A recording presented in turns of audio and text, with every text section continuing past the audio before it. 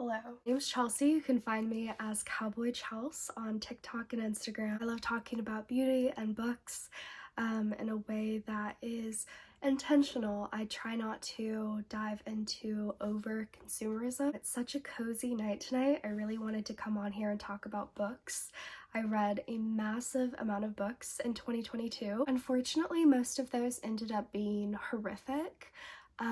Genuinely some doozers. I learned a lot about myself this year when it comes to reading, and it turns out just because I can read porn, I don't always love to. Here are my absolute favorite books from 2022. Stiff by Roach is a non-fiction book surrounding the research of dead bodies. It mostly focuses on cadavers used for anatomy classes and the broad history of that with grave robbing, but it also tips its toes into car crash research, the ingestion of dead bodies for different ailments across cultures, and decomposition used for forensic analysis. Very dry sense of humor. There would be times where I would just be like absolutely disgusted with what I was listening to and have to take a step back, and then there would be other times that I was like laughing out loud to myself in the car. Definitely say know yourself, stop if you need to.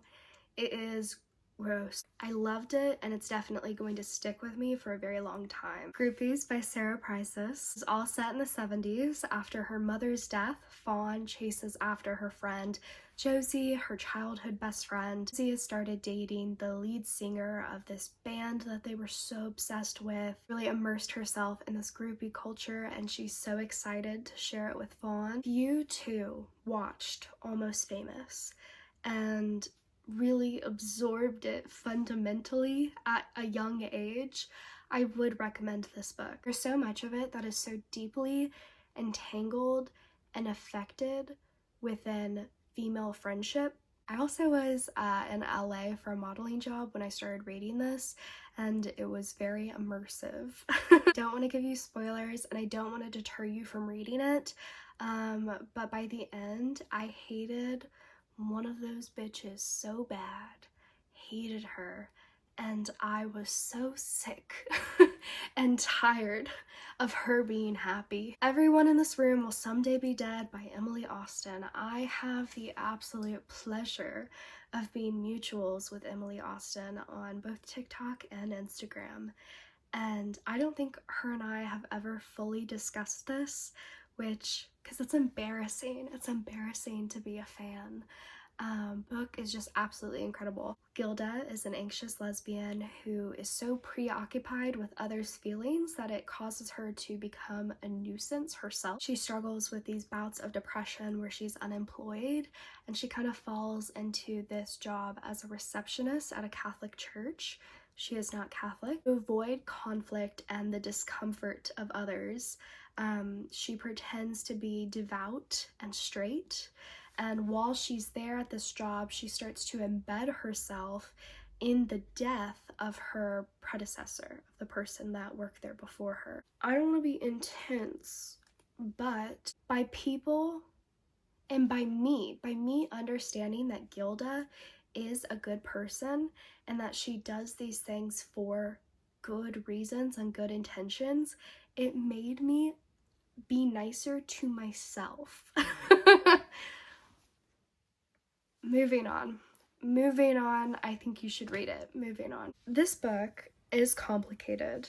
It is probably my top 3, if not my top book that I read this year. Gideon the Ninth by Tamsyn müir is a science fiction fantasy that's set in space, where our lead, Gideon, is a snarky jock who's living on this like run down shitty ass planet that's cold and is basically Pluto. They don't call it Pluto, but it's basically Pluto. She hates everything about this planet. She hates the people. She hates the Reverend daughter, Harrow. She is willing to do anything to get off this planet. The Reverend daughter, Harrow, receives a summons to participate in this competition to become immortal. All the other necromantic heirs also receive the summons, so one from each planet. To go, she needs a cavalier or a bodyguard. Definitely will do a spoiler-filled breakdown of the series when I complete it. At this point, I'm just feeling